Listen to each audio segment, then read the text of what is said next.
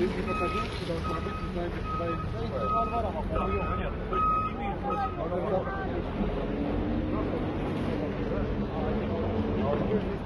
Orada da var. Sığınağa düşmüş ihtimali var. Yaşarma ihtimali var.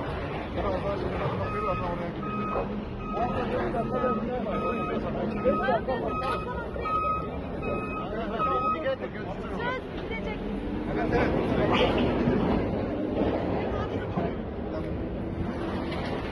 Sen burada bekle abla.